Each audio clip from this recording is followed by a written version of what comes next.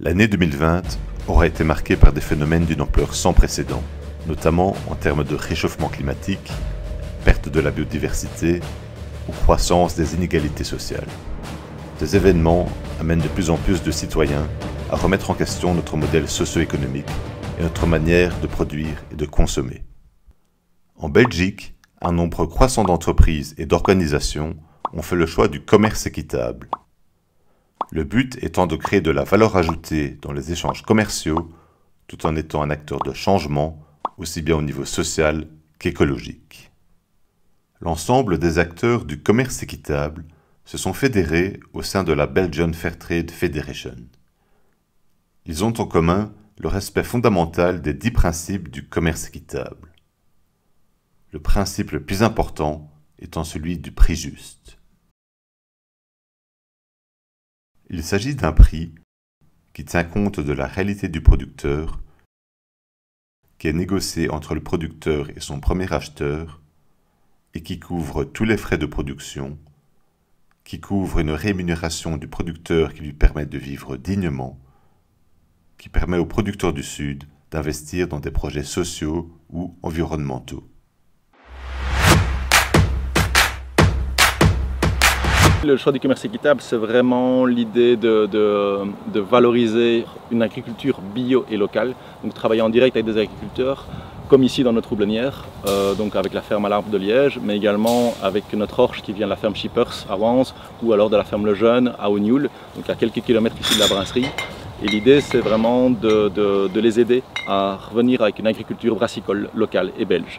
Waarom wij voor de eerlijke handel hebben gekozen is omdat ik denk het veel aangenamer is wanneer je iets koopt dat je weet van dit is op een correcte manier gemaakt. Dat je veel blijer bent met dat product en dat je ook weet van oké, hier worden mensen gelukkig van. En we hebben van in het begin voor eerlijke handel gekozen omdat ik denk het heel belangrijk is in deze maatschappij dat we mensen kansen geven en dat we naar respect en solidariteit streven. Le commerce en grande distribution a créé des distorsions dramatiques pour certains agriculteurs, certains artisans. On s'est mis autour de la table et on a créé une coopérative qui a pour but d'être le plus équitable possible chez nous et aussi vis-à-vis des pays producteurs qui rejoignent la même philosophie. Ik vond Fairtrade een natuurlijke keuze voor ons, omdat het is een unicum in de mensheid dat er een systeem bestaat dat gecontroleerd wordt, waar er toch gezorgd wordt voor een beter inkomen voor de boeren. En wij als België, het chocoladeland, wij verkopen heel de wereld rond chocolade. En ik vond het een morele plicht om te zorgen dat die boeren er ook goed van worden. C'est principalement d'être juste. Donc juste avec tout le monde, donc il faut pas simplement être juste avec soi-même, mais être juste pour ses clients, mais aussi juste avec ses fournisseurs et juste avec les fournisseurs de nos fournisseurs, donc un agriculteur, l'endroit d'où vient la matière première, la façon dont elle est cultivée ou extraite a une importance primordiale et aujourd'hui on ne peut pas entre guillemets faire un projet avec une vision colonialiste d'aller exploiter un pays du Sud pour pouvoir en tirer un bénéfice quelconque dans un pays du Nord. Le concept de transition écologique et sociale est de plus en plus présent ces dernières années, notamment dans les initiatives citoyennes, dans les différents programmes politiques et dans les médias. Les leviers à actionner en vue de concrétiser cette transition sont divers et variés. Des secteurs très proches du commerce équitable, tels que l'économie circulaire, l'agroécologie, la finance solidaire, ou l'agriculture biologique sont souvent mises en avant.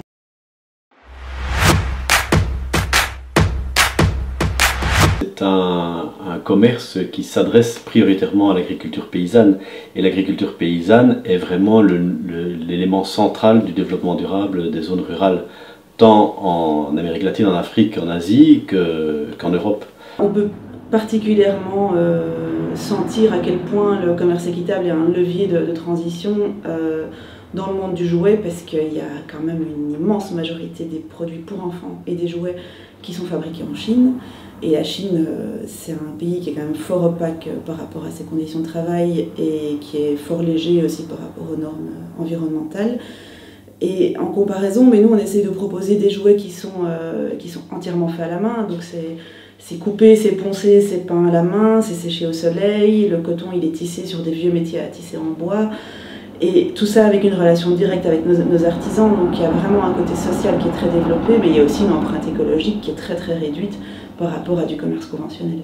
Le commerce équitable fait très bien le lien entre l'agriculture familiale, l'agroécologie et l'agriculture biologique, et on voit qu'il est justement le plus pertinent quand il combine ces différents éléments. C'est à ce moment-là qu'il a le plus d'impact auprès des producteurs du Sud. Et si on vient là sur le secteur de l'artisanat, il y a beaucoup d'entreprises qui travaillent dans le secteur de l'économie circulaire, dans tout ce qui est surcyclage, upcycling. Et donc on voit que le commerce équitable quand même a beaucoup d'éléments, beaucoup de choses à faire valoir en matière de transition écologique solidaire. De transitie is voor ons een heel belangrijk punt, want er zijn heel veel fruit die verkocht waren in België, die komen van overal de wereld. En de meeste appel verkocht in België, die komen 6 maanden per jaar uit van de Zuid-hemisfeer. En dat is voor ons schandalig. En wij maken hier in België de beste appelen ter wereld. En wij laten komen de appelen die van heel ver komen, soms meer dan 20.000 kilometer op de zee of in de lucht, maakt niet zoveel uit. En dat moet stoppen, dus wij moeten echt lokaal, meer lokaal te komen. Ecologische en sociale transitie zal niet kunnen gebeuren zonder eerlijke handel. Je kan niet verwachten van een boer om over te gaan naar duurzame productiemethodes als hij niet kan leven van zijn werk. Dat is natuurlijk altijd een investering. Dat is een eerste zaak. Tweede punt. In Fairtrade zijn we ervan overtuigd dat we niet kunnen vragen dat alle druk op klimaat, onder andere en productie, alleen maar op de schouders van de consumenten liggen. Alle actoren moeten meedoen om deze transitie waar te maken. À l'origine, le commerce équitable était orienté exclusivement vers les relations commerciales des pays du Sud vers les pays du Nord.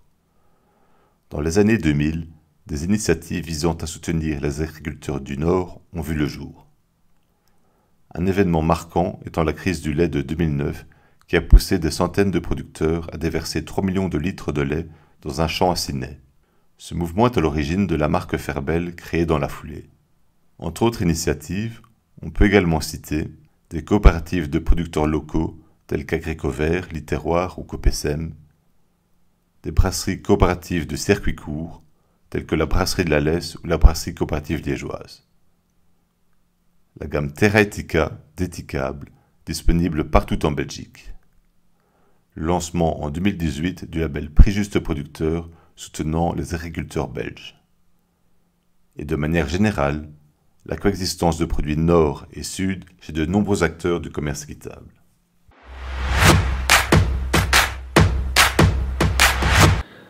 En tout cas, nous, on ne fait pas la distinction. Il y a des paysans dans le monde entier, il y a des gens qui produisent de l'alimentation dans le monde entier, il y a des gens qui mangent dans le monde entier. Donc à partir du moment où on défend le respect de la valeur du coût de production, qu'on soit au nord ou au sud, pour nous, ça n'a pas d'importance. C'est les mêmes dynamiques qui sont à l'œuvre au nord et au sud.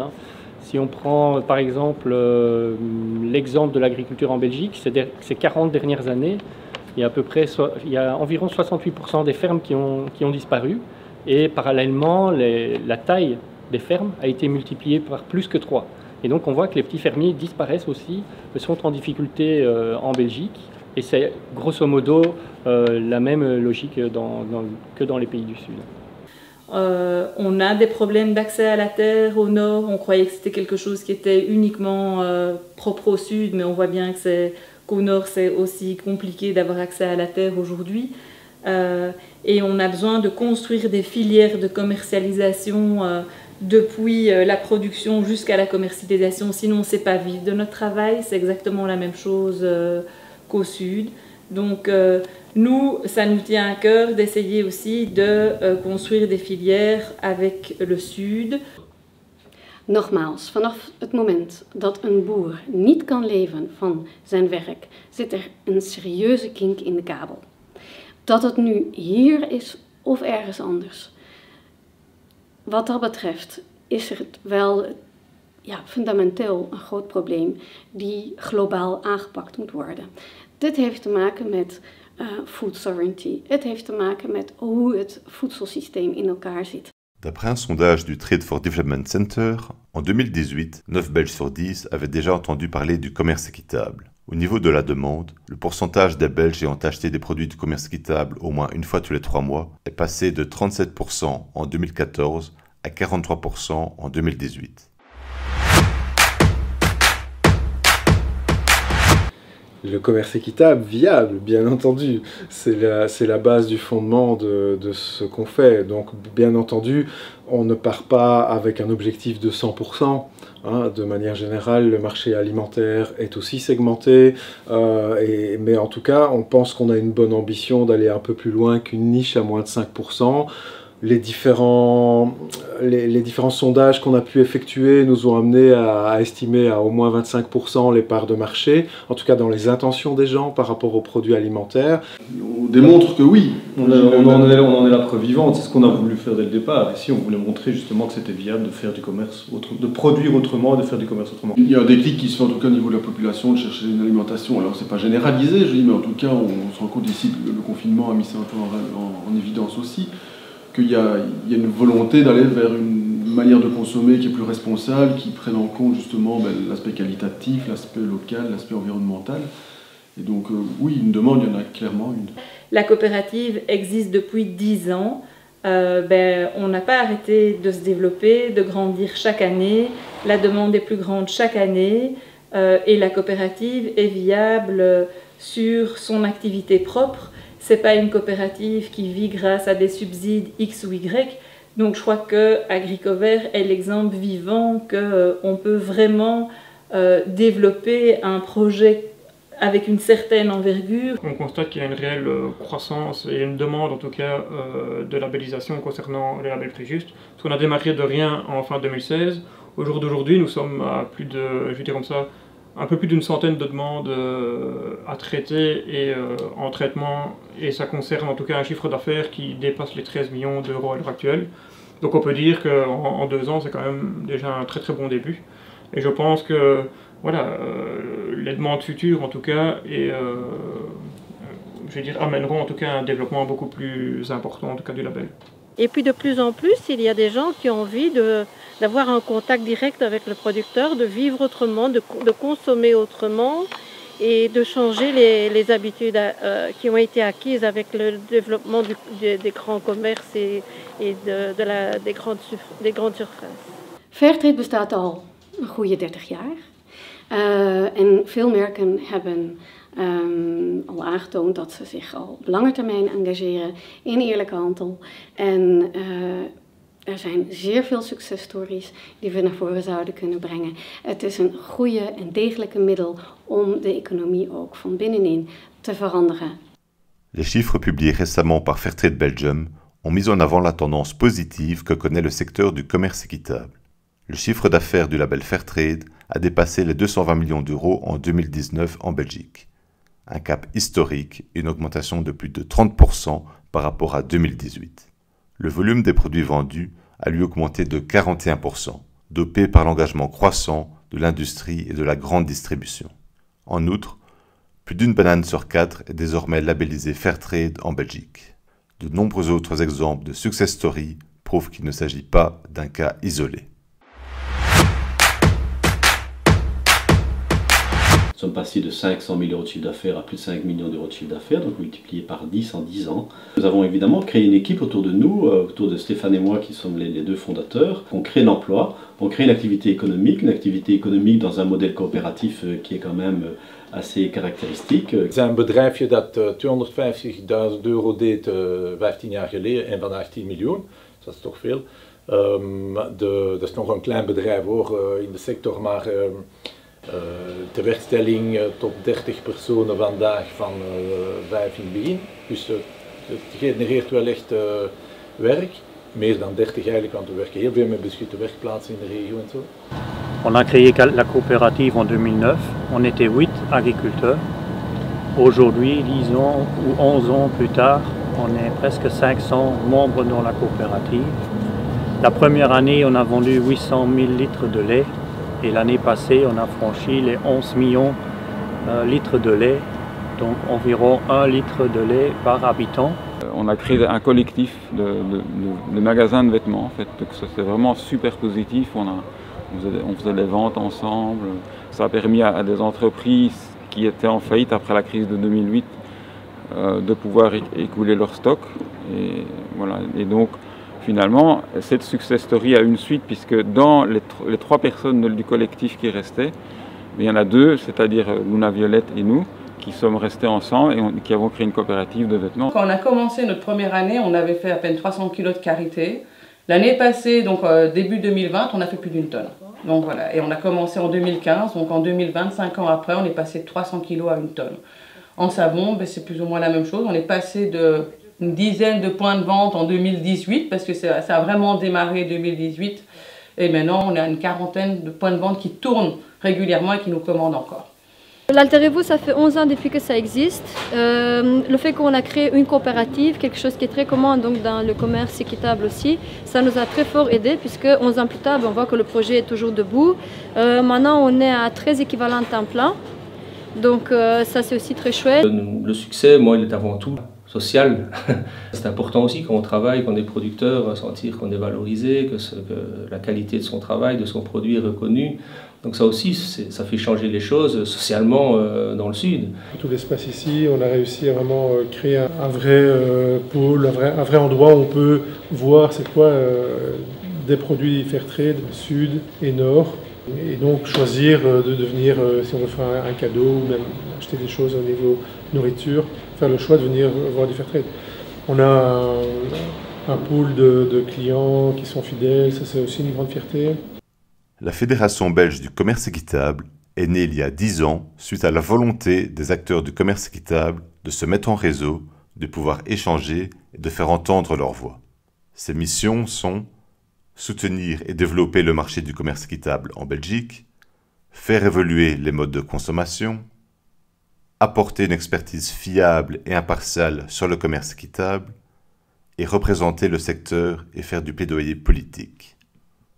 Quand on observe la carte de l'Europe, on constate qu'il existe une fédération nationale du commerce équitable dans la plupart des pays. Il s'agit de plateformes qui sont nées de la volonté des différentes organisations de former un réseau. Quelles sont les raisons qui poussent les acteurs du commerce équitable à se fédérer ?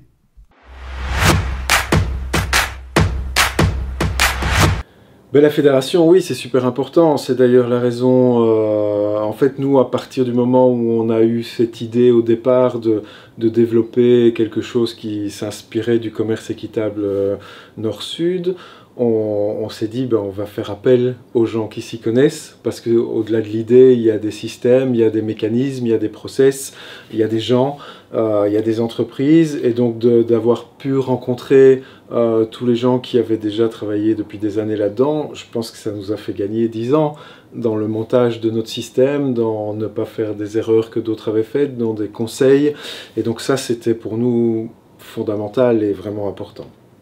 Je pense que pour le consommateur, le citoyen, c'est important aussi de savoir que les organisations de commerce équitable partagent une sorte de valeurs, de principes communs, parce qu'il y a beaucoup de labels et le consommateur risque parfois de s'y perdre. Le fait de savoir qu'il y a une fédération qui rassemble tous ces acteurs est pour moi quelque chose de très important. C'est fondamental. C'est fondamental parce que ça crée un lien entre les acteurs du commerce équitable. Ça motive, en fait. Ça motive de savoir qu'on n'est pas tout seul et qu'il y a d'autres personnes qui travaillent exactement dans les mêmes valeurs et avec cette même motivation. Ja, zoals ik eigenlijk daarnet al zei, hoe meer leden we zijn, hoe meer kracht we hebben om daar effectief iets te verwezenlijken. Als wij als kleine, aparte ondernemingen iets willen forceren naar het zuiden toe om het allemaal fair trade te houden, dan is dat heel wat moeilijker. Pour nous, par exemple, le fait d'intégrer la Fédération du commerce équitable nous a permis de mettre en place de nouvelles collaborations avec d'autres acteurs. La moindre des choses, c'est d'être fédéré, de se présenter en force et essayer de faire changer des choses avec des lois, pas mettre pression sur l'État, mais le gouvernement doit, il est grand temps de voter des lois pour défendre le commerce équitable. Alone, standalone, we have no voice. Altogether, we have a voice. Yeah. And feedback and interest in what other people are doing and achieving in Belgium. So all the events that BFTF organise, I really enjoy them because you meet so many like-minded people, and it helps you to get energy from that. Je pense vraiment qu'on a ce besoin d'être fédéré parce que sinon on se sent isolé, qu'on a l'impression qu'on est un petit peu tout seul face à tout ça et que ça n'a plus ce sens de départ. Justement, le commerce équitable, c'est ça, c'est une équipe, c'est plusieurs personnes qui se battent pour un autre monde en fait, pour prouver qu'un autre monde est possible. Donc je pense qu'il faut toujours quelqu'un pour fédérer et heureusement qu'il y a des associations.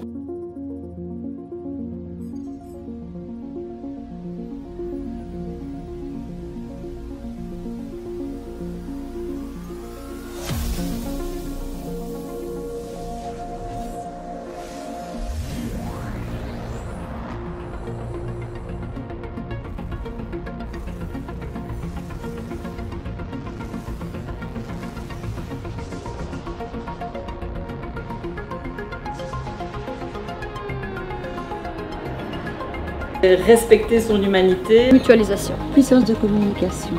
Verbetering van de levensstandaard. Ensemble. Avenir. Espoir. Alternative.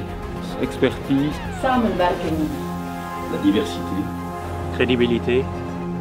Samen sterk. Une opportunité. Valeur. Reconnaissance. Plus-value. Solidarité. Réseau. Les échanges d'idées. L'union fait la force.